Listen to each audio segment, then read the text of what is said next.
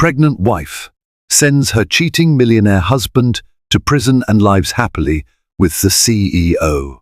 The soft hum of violins at the Four Seasons Hotel dissolved into a dizzying drone in Sarah Collins's ears as her world splintered right before her eyes. Moments earlier, she had lifted her husband Andrew's phone, abandoned on the polished marble table, and discovered a string of incriminating messages. Devastating evidence of secret rendezvous with a sultry stranger. Sarah could feel the life they'd built collapsing like a house of cards. Her baby's imminent birth should have been a cause for celebration, yet betrayal burned through her veins instead. If only she knew that this treachery was the first step toward both her downfall and her ultimate salvation. Sarah Collins had always been the kind of woman who believed in fairy tales. Growing up in a snug Midwestern town, she was raised by loving yet modest parents who taught her the value of hard work, kindness, and close-knit community. Her father served as a high school English teacher, entertaining her with classic novels and epic poems. Her mother coached the school's softball team and showed her how to combine discipline with compassion. From an early age, Sarah dreamed of a life that soared beyond the provincial borders of her hometown. She spent weekends thumbing through glossy magazines, marveling at designer gowns and celebrity galas. Even if she was never personally dazzled by materialism, she craved excitement, connection, and the pulse of a world that felt distant from her cornfield horizons. That sense of yearning carried her to a design school in Los Angeles, where she discovered a deep passion for interior aesthetics. On a crisp evening not long after her graduation, she found herself invited by a chance acquaintance to a glamorous charity gala for a local children's hospital. Sarah felt like a fish out of water, wearing a borrowed dress and clutching a second-hand purse. Yet, from the moment she stepped under the gilded chandeliers, she resolved to make the most of the experience. There, among Hollywood elites and philanthropic moguls, she crossed paths with Andrew Collins. Taller than most men in the crowd, Andrew had a meticulous sense of style and an air of effortless confidence. People flocked to him, and the subtle hush that followed his remarks hinted at great influence. Sarah caught his eye when she accidentally backed into a waiter, nearly toppling a tray of champagne flutes. Andrew intervened with swift poise, sparing the waiter a crash. Their eyes locked in that comedic moment, and Andrew's smile lit an instant spark. In the weeks that followed, Andrew pursued her wholeheartedly. He was direct about his wealth. He owned a booming real estate empire, but he was equally keen to portray himself as a humble man, shaped by tough beginnings. Late at night, as they spoke over candlelit dinners, Andrew confided how he'd grown his business from a single property investment into an impressive portfolio. Sarah found his ambition and charisma intoxicating. Despite her initial wariness, she let herself be swept up by Andrew's charm. Within a year, Andrew proposed on a starlit beach in Malibu, a heart-shaped ring illuminating Sarah's trembling hand. Reporters and society bloggers feasted on the couple's story, a self-made millionaire and a rising interior designer, bridging worlds through love. Sarah's parents, while proud, expressed gentle concern that Andrew's lifestyle might overshadow Sarah's own aspirations. Still, Sarah believed in Andrew's goodness. She believed that under the glittering surface he carried genuine warmth. Their wedding was a storybook affair, set in a lush rose garden overlooking the Pacific Ocean. Influencers, CEOs, and even a few film stars graced the guest list. Sarah felt like Cinderella waltzing into a new dimension. As Andrew pledged fidelity and devotion, Sarah's heart swelled with unshakable conviction. They were fated to walk life's path together. Little did she know how quickly the cracks would form beneath the veneer of glamour and success. For a time, married life seemed magical. Andrew introduced Sarah to his Beverly Hills penthouse, a gleaming testament to his achievements. At first, it was a dream. Floor-to-ceiling windows showcased the Los Angeles skyline. The furnishings were an indulgent blend of sleek, modern, and classic luxury. Andrew's thoughtful gestures were frequent, from plush spa getaways to exquisite pearls that shone around her neck. Nonetheless, in the midst of these lavish gifts, Sarah couldn't suppress the gnawing sense that something was off. Andrew's phone perpetually buzzed with messages, and important meetings snatched him away at odd hours.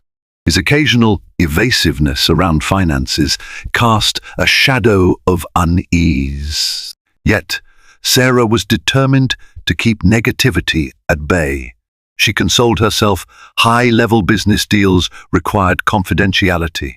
She told herself that it was normal for a hard-charging entrepreneur to be absent at dinner and glued to his phone. She filled her own schedule by taking on small design projects for acquaintances, forging a minor name for herself in upscale interior circles. When she discovered she was pregnant, Sarah hoped that this blessing would draw her closer to Andrew. For a brief interlude, it appeared to work. Andrew expressed heartfelt excitement, guiding her to medical appointments, draping her with protective arms whenever she felt morning sickness, and repeatedly assuring her their future was bright. She glimpsed the affectionate, doting side of Andrew she had initially fallen for. However, as the pregnancy advanced, Andrew's pattern of late-night phone calls and abrupt departures intensified. At times, Sarah sensed a disquieting shift in Andrew's gaze. When she touched on the subject of his abrupt changes in mood or probed gently about the possibility of stepping back from business to focus on family, he waved away her concerns. "I'm doing this for us," he would say, tapping out a quick text message as he spoke, leaving Sarah to wonder if those words were only half true. Then came the fateful discovery. Andrew had left his phone unlocked on the kitchen island. A torrent of explicit texts to an unknown woman later revealed as Naomi confirmed her mounting suspicions. Her worst fears were validated by the brazen, romantic declarations that echoed in the back-and-forth thread.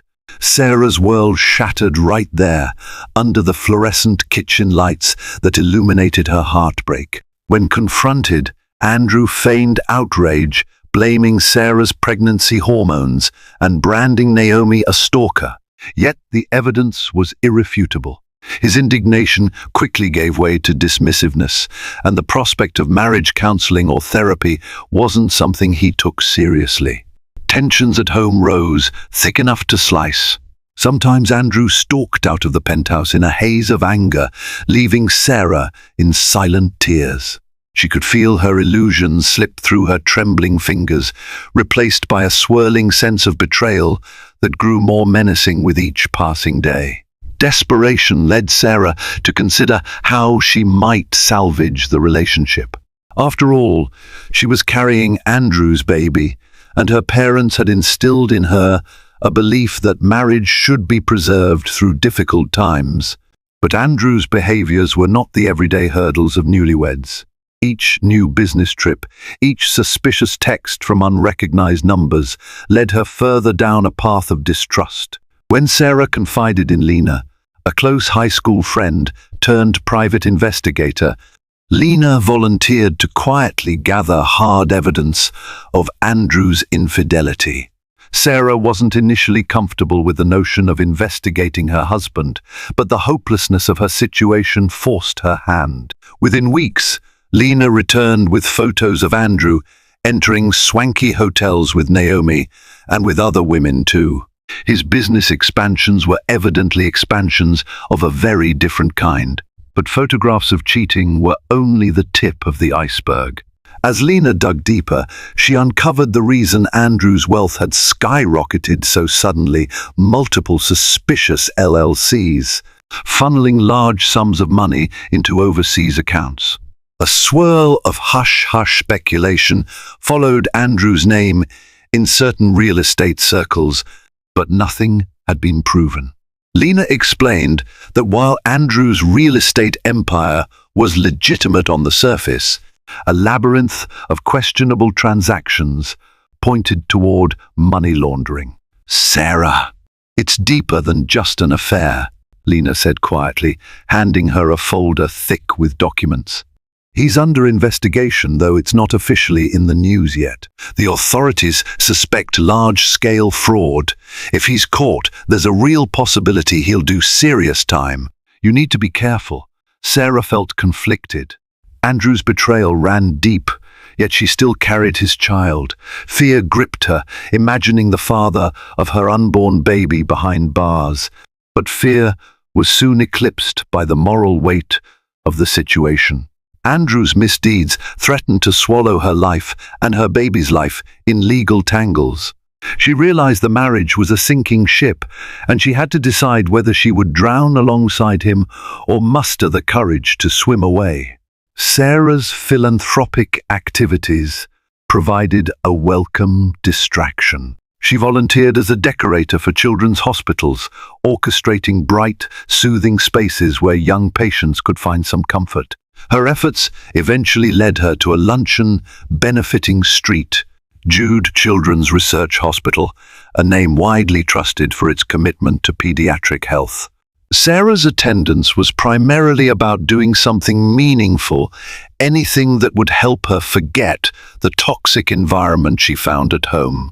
At the luncheon, she introduced herself to Nathan Barrett, the polished yet down-to-earth CEO behind a flourishing chain of organic grocery stores. She'd heard his name before in passing. He was a rising figure in both philanthropic and corporate circles. She found him approachable, with kind eyes that radiated compassion more than ego.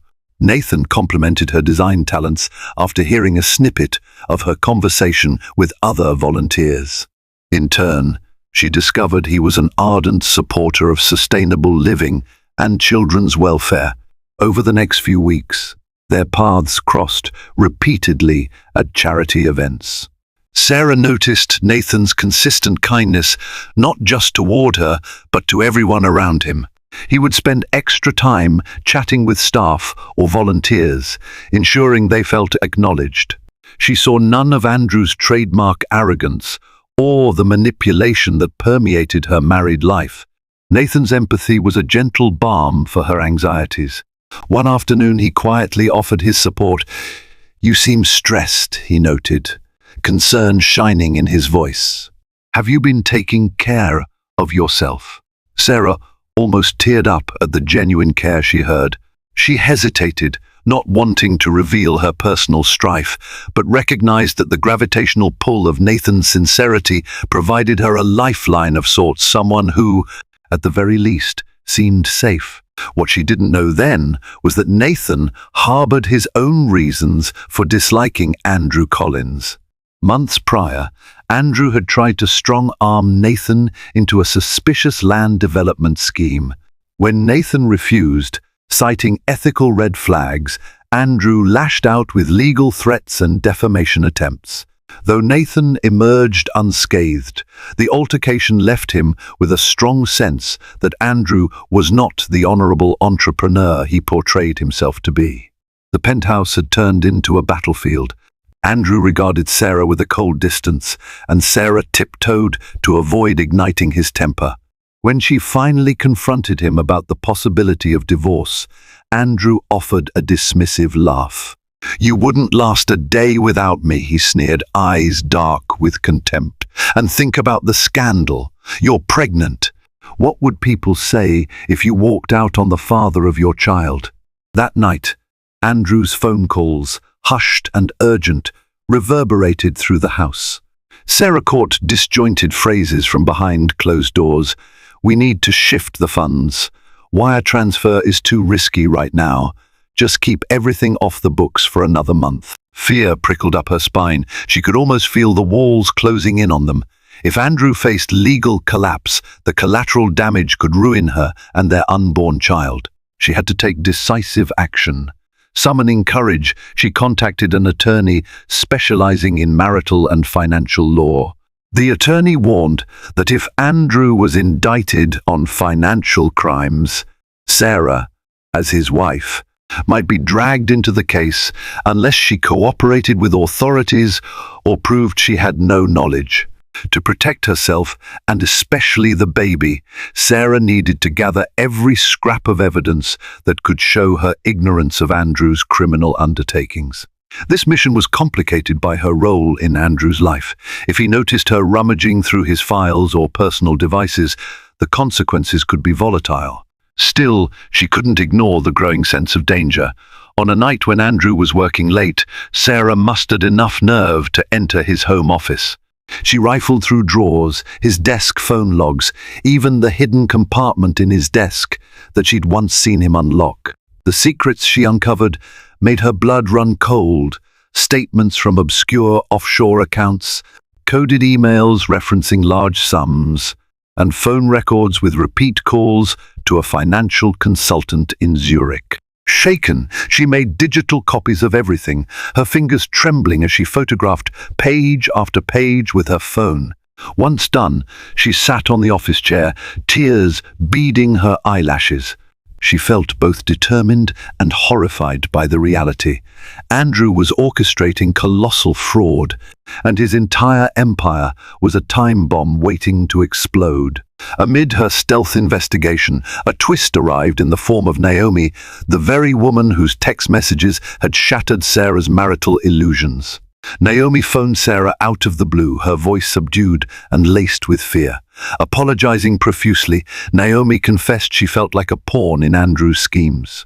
"He told me we had a future," she sobbed. "Then, when I pressed him on the logistics, asking if he'd leave you or if we could truly make it official, he pushed me aside."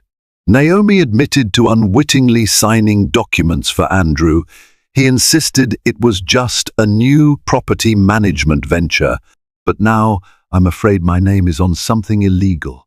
Her realization that Andrew set her up as a scapegoat propelled her to risk reaching out to Sarah. She hoped to trade the incriminating emails, texts, and financial data Andrew had once forwarded to her for a chance at legal reprieve. "I messed up," Naomi said, voice trembling. "I'm just trying to make it right now." Initially, Sarah's anger flared. Naomi had brazenly participated in the affair.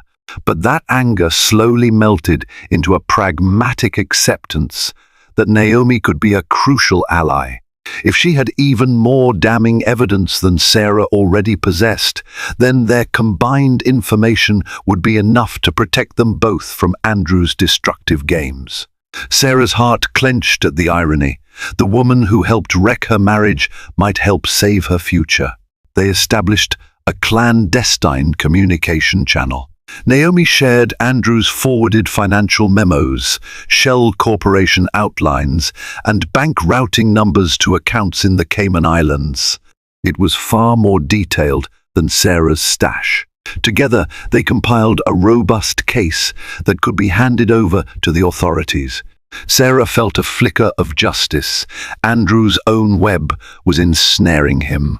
As her pregnancy entered its final trimester, stress took a toll on Sarah's health.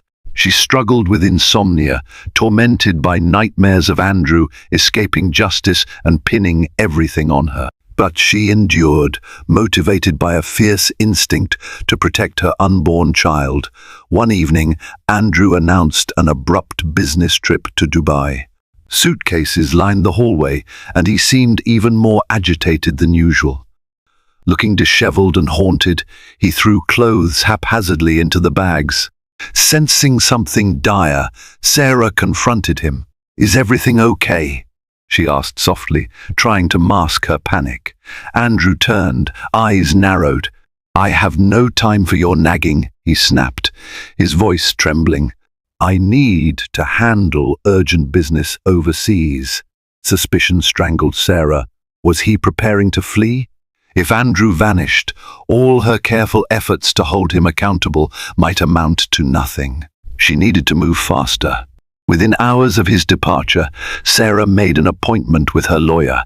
Over a tense meeting in a downtown office, they mapped out a strategy for approaching law enforcement.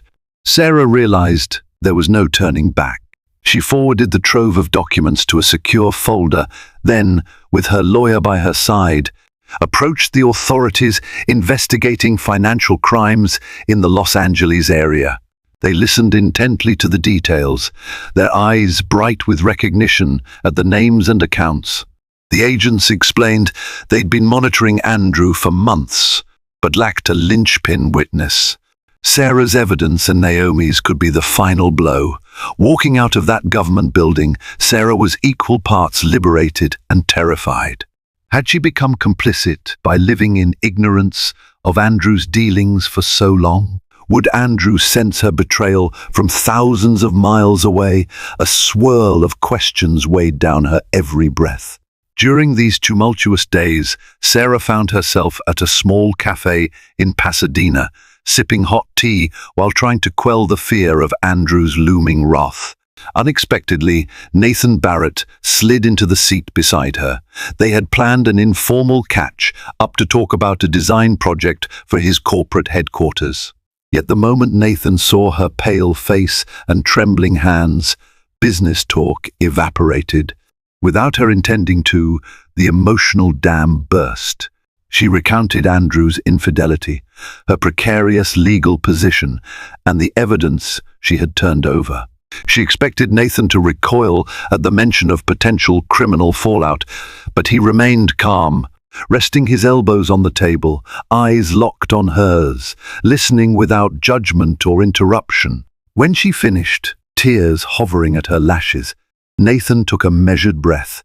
"Sarah, your bravery is astounding," he said quietly. "I had my suspicions about Andrew, but I never imagined the scope."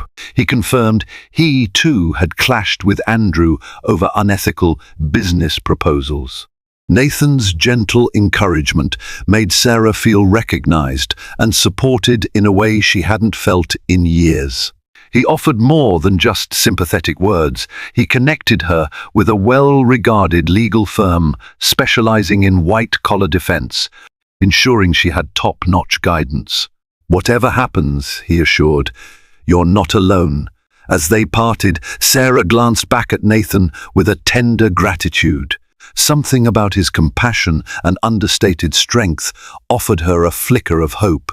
Despite the swirling maelstrom in her life, she realized that pockets of safety and kindness still existed, and Nathan Barrett seemed a steadfast source of both.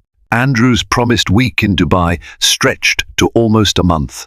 Daily headlines speculated on his status. Some tabloids claimed he might be fleeing an imminent indictment, while others reported he was finalizing deals for a lavish skyscraper development. Sarah's nerves wound tighter. She dreaded him returning, but also feared the power vacuum in his absence.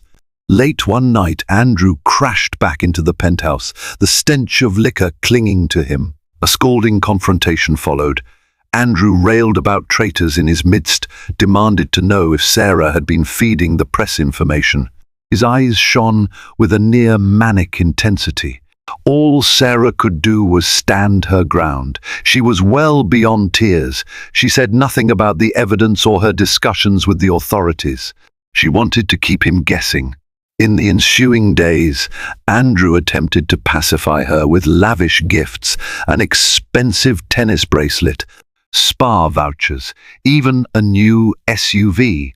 But there was no remorse in his gestures. It felt more like a transparent attempt to buy her silence. She refused each one. This rejection ignited his temper. The fragile detente shattered one morning when Andrew discovered a legal notice, left inadvertently on the kitchen counter by Sarah's attorney. The paper alluded to upcoming court proceedings. Andrew erupted in fury, shattering a porcelain vase. "So you want to ruin me?" he growled, stepping perilously close to Sarah. She instinctively clutched her growing belly. "Don't you dare play the victim here," he shouted. In that fleeting moment, Sarah knew she had to escape for her own safety and for the baby's sake. She retreated to the bedroom, frantically packing a small suitcase. Just as Andrew banged on the locked door, a loud official knock sounded from the front of the penthouse. Through the peephole, Sarah recognized law enforcement. Relief and dread warred in her chest. They were here, at last, to execute a warrant for Andrew's property and devices. As the officers stormed in, Andrew's bravado crumbled. He tried to block their entry, but they swept past him, brandishing the papers authorizing the search. While Andrew shouted about his rights, an officer quietly informed Sarah that it would be best for her to leave. Clutching her suitcase, she slipped out, heart hammering, to find a mob of reporters snapping photos of her tear-streaked face. She bowed her head and headed for a waiting cab, her entire being trembling with the magnitude of what her life had become. Amid the aftermath of that raid, Sarah found herself facing an immediate question: where could she go? Hotels would be swarmed by paparazzi, and traveling out of state to her parents might attract further negative media attention. On impulse, she dialed Nathan Barrett. When he answered, concern laced his voice. Without hesitating, Nathan invited her to stay at his home in Pasadena. Exhausted and desperate, Sarah accepted. His residence, nestled on a gentle slope overlooking the city, was a testament to understated elegance rather than ostentatious display. Warm wooden floors, inviting furniture, and tall windows that flooded rooms with sunlight made it feel like a safe harbor in an otherwise stormy sea. Nathan's staff discreetly showed her to a comfortable guest room, took her luggage, and offered her tea. In the days that followed, Sarah felt a weight lift, as if she'd stepped out from an oppressive tunnel. Sure, the legal ramifications still loomed, but for the first time in a long while, she slept without tension thrumming through her muscles. Nathan extended his kindness in countless small ways, preparing balanced meals to support her pregnancy, offering a listening ear when nightmares jolted her awake, and even finding a discreet obstetrician so she wouldn't have to face reporters at her usual doctor's office. Gossip columns had a field day with the story, "Millionaire's pregnant wife hides away in CEO's home." The insinuation that she had leaped from Andrew's arms to Nathan's spread like wildfire. Nathan shielded her from most of the vitriol, ensuring that calls from tabloids were routed to his PR firm. Sarah felt grateful for his careful boundary setting, though anxiety about the future still gnawed at her daily. Andrew's luck ran dry when prosecutors publicly filed charges: money laundering, wire fraud, conspiracy to commit financial crimes. Scenes from the courthouse filled national news, featuring Andrew, his once proud shoulders slumped, flanked by expensive lawyers. Denying all allegations, he labeled the proceedings a witch hunt. But no sooner did Andrew emerge on bail wearing an electronic ankle monitor than more damning evidence surfaced from inside his own ranks. Former employees turned state's witnesses. Naomi, too, testified that Andrew manipulated her into signing documents for shell corporations in her name. Emboldened by these developments, Sarah formally filed for divorce, citing Andrew's affairs and irreconcilable legal entanglements. The speed of the meltdown was breathtaking. Andrew had risen like a comet in the real estate world, only to explode in a shower of lawsuits and public condemnation. Private jets and champagne flutes gave way to legal depositions and ankle monitors. Yet Andrew refused to go quietly. He maintained that Sarah was an opportunist, a gold digger conspiring with outsiders to dethrone him. Tabloid headlines broadcast his accusations. Interviews with so-called anonymous sources speculated that Sarah had fed insider secrets to law enforcement in exchange for immunity. The onslaught bruised her public image, but Sarah found solace in her own integrity. She had done the right thing, no matter the smears. Despite resolving to cut Andrew from her life, Sarah found it difficult to dismiss the memories of the man she had once loved. She wept late into the nights, remembering their candlelit dates, the vow he'd made under the wedding arch to cherish her forever. She felt foolish for believing his promises. Therapy sessions helped her gradually peel away the illusions and address her sense of betrayal and self-blame. Meanwhile, her relationship with Nathan deepened, though they carefully navigated emotional territory. She was, after all, pregnant with another man's child and still reeling from Andrew's duplicity. Yet, Nathan's steady presence became her anchor. They shared long talks on the back patio, listening to the hum of cicadas while sipping herbal tea. Sometimes she would break down in tears, expressing guilt over testifying against her child's father. Nathan's gentle reassurance always cut through her turmoil. He made those choices. "You are protecting yourself and your baby," he'd say. "That takes enormous courage." One evening, as Sarah waddled to the living room, her belly now pronounced, she found a homemade dinner spread out on Nathan's sleek dining table. He'd prepared grilled vegetables and a light pasta dish, wanting to ensure her diet was balanced. A wave of gratitude and something akin to affection surged within her. In that simple act, she saw a profound contrast to Andrew's grandiose, meaningless gestures. Nathan's tenderness emerged in real devotion, not in flashy displays.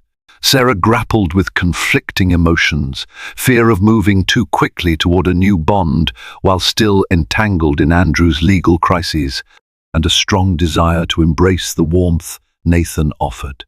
Ultimately, she allowed herself the possibility of building a future not defined by betrayal, but by honesty and mutual respect. Eventually, the day arrived for Sarah to testify at a preliminary hearing that would determine if Andrew should face a full trial.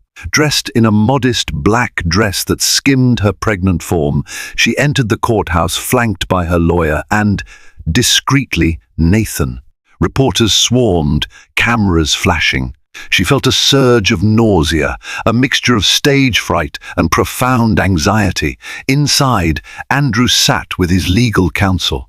His face was tense, his once confident smile replaced by a grim scowl. Sarah felt his gaze burning into her as she took the stand. Over the next several hours, she recounted discovering incriminating documents, overheard phone calls, Naomi's confessions, and the evidence Lena had helped compile.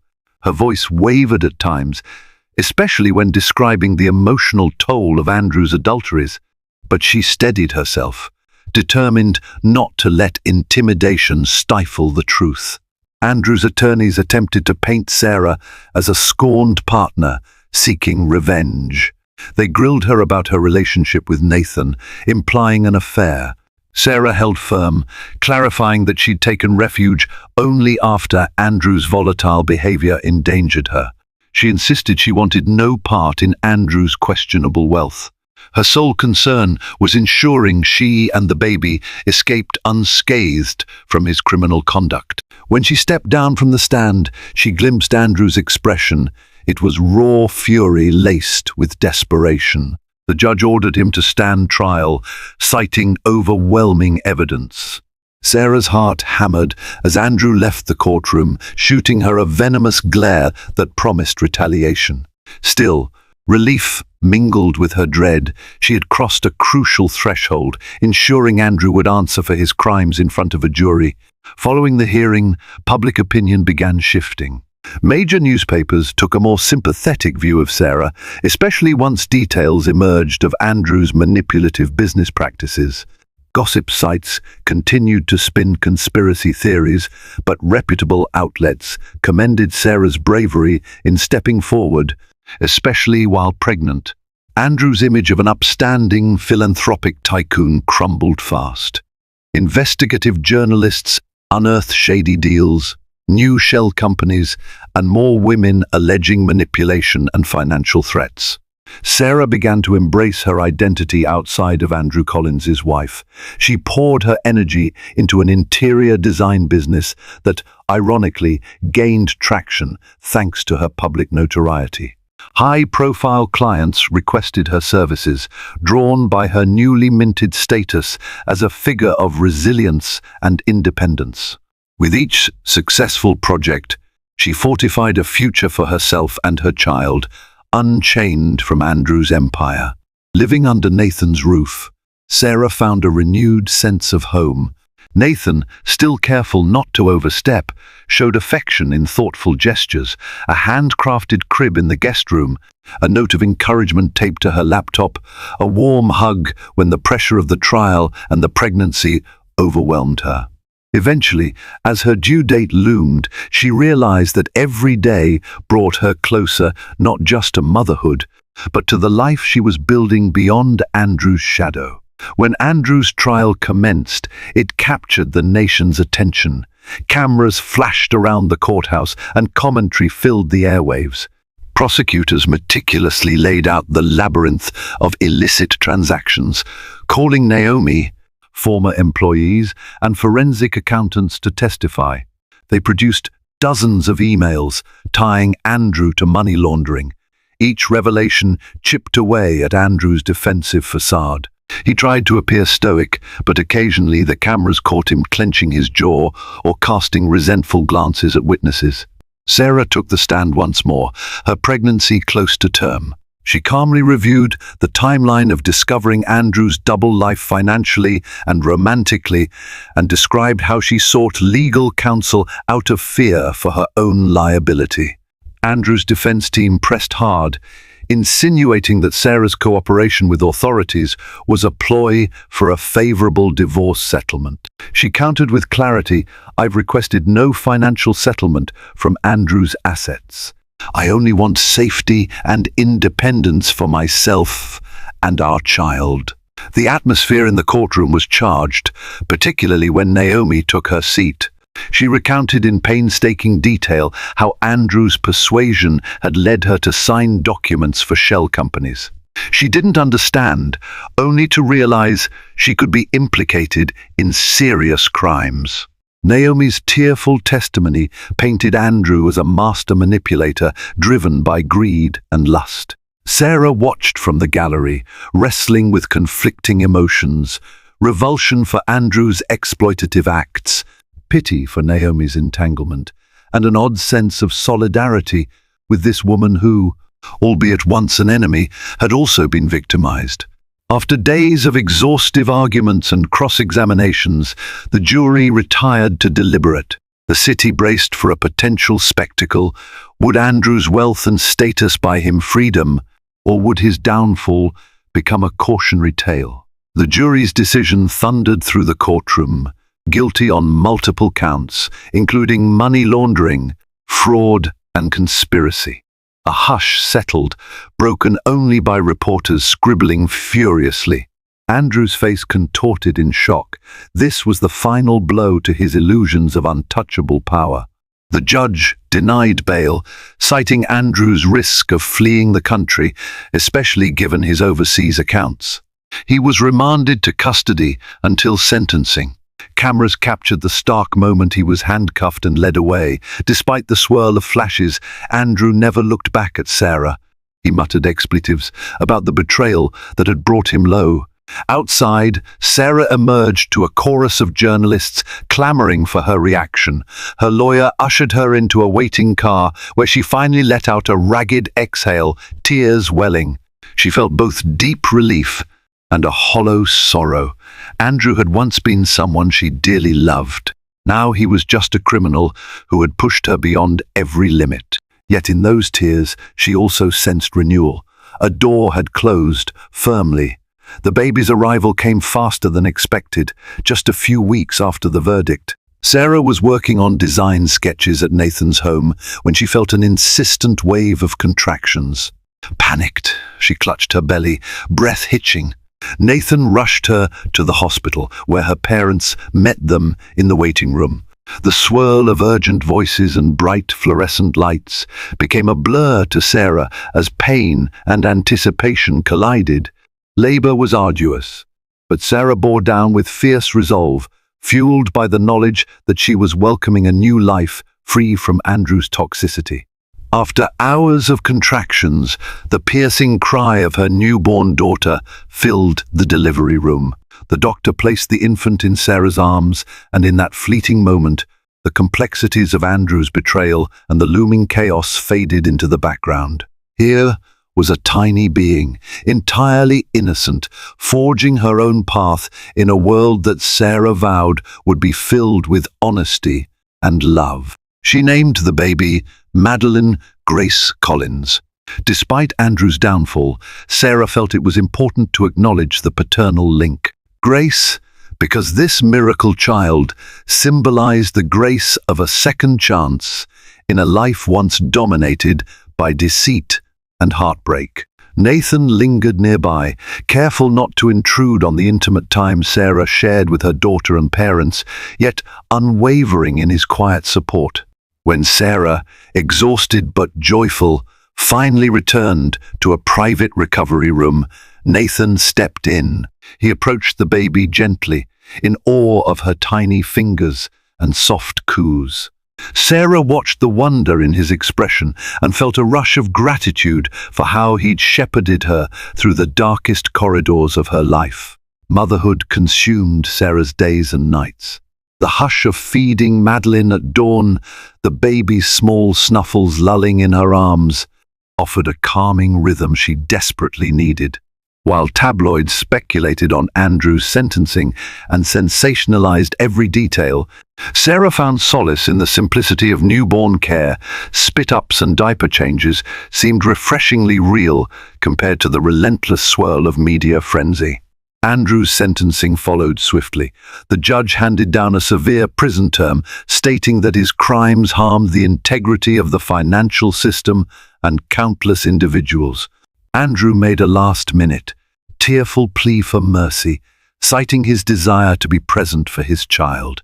The judge, unmoved, highlighted that Andrew had multiple opportunities to act lawfully and responsibly, yet chose deceit at every turn.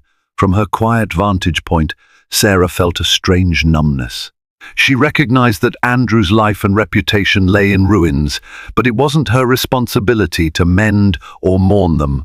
Her priority was Madeline, keeping her safe and loved. Through her attorneys, Sarah arranged for a formal custody order granting her full guardianship, with strict guidelines for if and when Andrew might ever seek visitation upon release. She refused to remain tethered to the manipulative impulses of a man who'd proven untrustworthy on every level.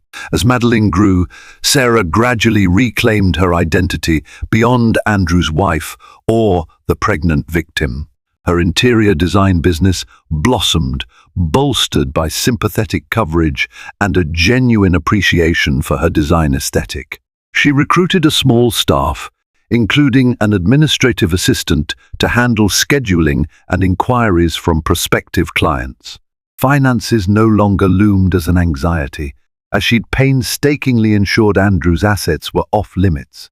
She preferred forging her own success to relying on anything tainted by Andrew's wrongdoing. Her parents visited frequently, elated to see their grandchild thriving. Sarah's father, the ever-patient English teacher, would read gently to Madeline from children's poetry. Her mother, the ex-softball coach, would cradle Madeline in her arms, humming lullabies. They also noticed Sarah's deepening bond with Nathan, who remained quietly steadfast. Over dinners of home-cooked meals or take-out Thai, they witnessed the subtle warmth between Sarah and Nathan's stolen glances. A soft brush of hands, inside jokes that signaled a growing emotional connection. Despite Andrew's shadow, Sarah felt a sense of rebirth.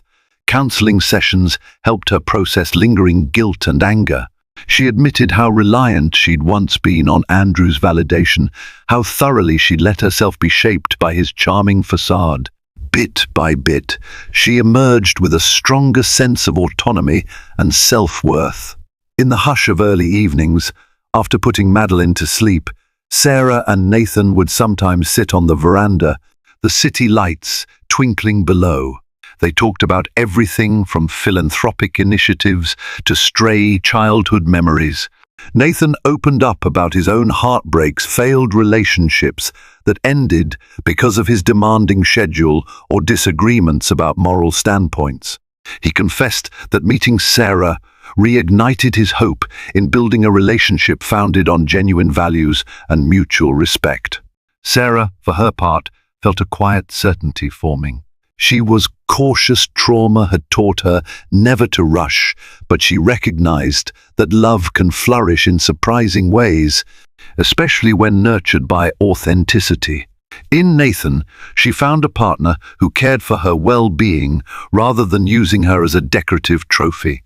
One mild spring night, as the stars glimmered overhead, Nathan gently took her hand. "You've overcome so much," he murmured.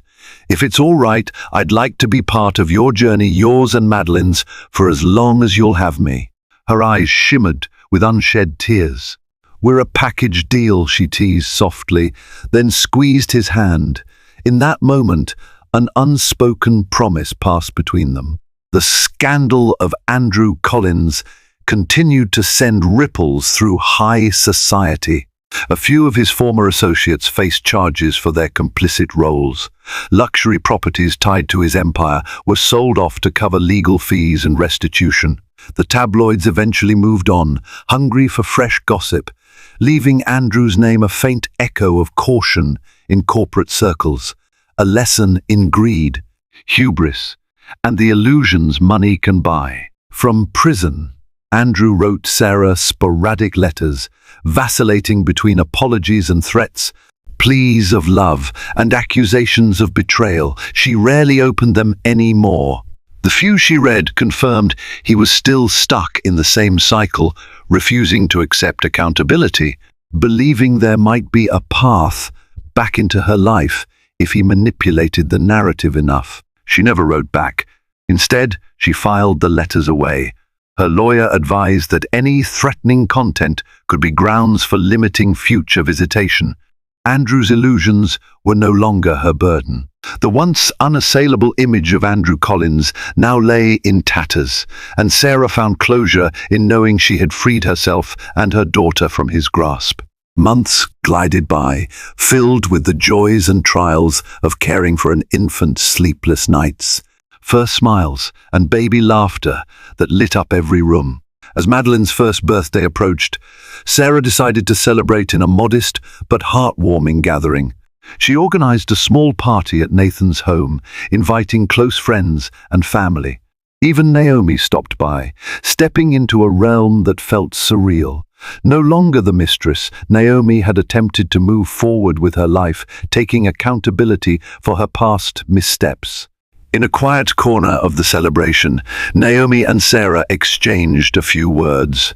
Naomi offered a carefully wrapped present for Madeline, a silver bracelet etched with the word hope.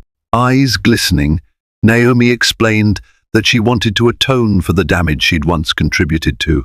Sarah, touched by the gesture, thanked her, acknowledging that their shared experience of Andrew's duplicity had forged an unlikely bond. Nathan, standing in the doorway, observed the brief exchange with gentle respect. He later told Sarah how proud he was of her ability to handle complicated emotions with grace.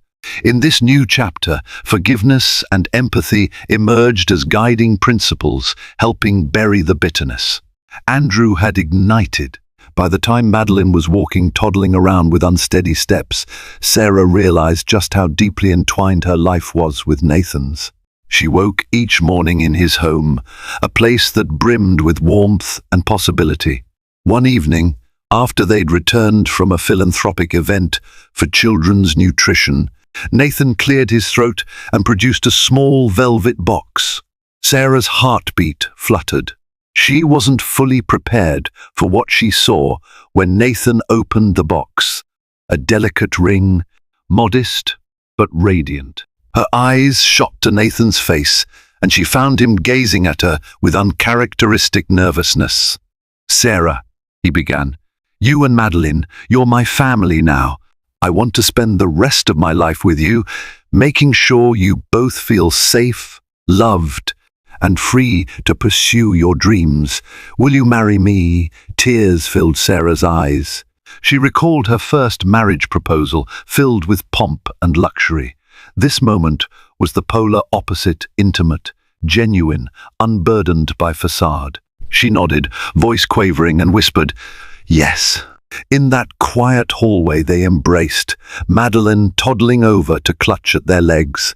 Sarah looked down at her daughter's wide, curious eyes and felt a surge of gratitude for second chances and the fierce love that anchored their little family. Their wedding day arrived without the extravagance that once defined Sarah's union with Andrew. Instead, they chose a small gathering in a garden behind Nathan's Pasadena home. Flowers draped trellises. A gentle breeze played among the guests, and light music set a serene tone. Sarah wore an understated gown of lace that complemented her figure. Madeline, perched on Sarah's mother's lap, looked like an angel in a pale pink dress. Naomi stood quietly among the other guests, offering a supportive nod, while Lena beamed as Sarah's maid of honor, proud that her friend had emerged triumphant after all the heartbreak. Sarah's parents shed tears of joy to see their daughter marrying a man of genuine substance. When the officiant declared them husband and wife, applause mingled with birdsong. Sarah exhaled, feeling a warmth envelop her. No spotlight, no paparazzi, no forced illusions, just sincerity. That evening, Nathan and Sarah slow danced under strings of soft lanterns, the hum of gentle conversation surrounding them. After everything, courtroom battles, false accusations, shattered trust, Sarah had discovered a future anchored by empathy, truth, and mutual respect. Years later, Sarah and Nathan strolled a tranquil beach with Madeline, now a spirited toddler scampering along the sand, squealing at the waves. The sun's dying rays illuminated the horizon in brilliant pinks and oranges. Sarah paused to reflect on the journey that led her here. She remembered the nights spent crying into her pillow, pregnant and afraid. She recalled reading news articles labeling her a gold digger or a traitor. She remembered Andrew's final fuming stares as he was escorted to prison. Yet, she also remembered something else, stepping onto a new path rooted in courage. She had faced her darkest fears, found allies in unexpected places, and refused to be broken by betrayal. In doing so, she had discovered the unshakable power of self-worth. Nathan stood beside her, reflecting the very best of love, patient, earnest, and unwavering. Their daughter thrived in this environment of trust and joy. Looking at Madeline chasing the foamy tide, Sarah felt tears of gratitude prick her eyes. The narrative, once overshadowed by Andrew's corruption and infidelity, had rewritten itself into a testament of resilience. She had not merely survived, she had evolved. Holding Nathan's hand, she watched the sun dip under the glimmering waves, confident that any shadows cast by yesterday's heartbreak had no power over her radiant tomorrow. In a world where deceit once threatened to bury her, Sarah transcended the betrayal that upended her life. She bravely faced down a cheating millionaire, unraveled his criminal empire, and protected the precious future growing inside her. Through heartbreak and turbulence, she discovered unwavering allies, forging an unbreakable bond with the very CEO who recognized her true worth. Her journey shows us how renewal can emerge from ruin, how determination can overcome even the most entrenched injustice, and how genuine love can flourish once we shatter the illusions binding us to toxic relationships. If this story of redemption, fierce courage, and second chances resonated with you, please share it with others who yearn for riveting drama and hard-earned triumph. Don't forget to like this video and subscribe to the channel so we can bring you more tales of resilience and hope. Join us for the next adventure, where justice and renewal collide in equally astonishing ways.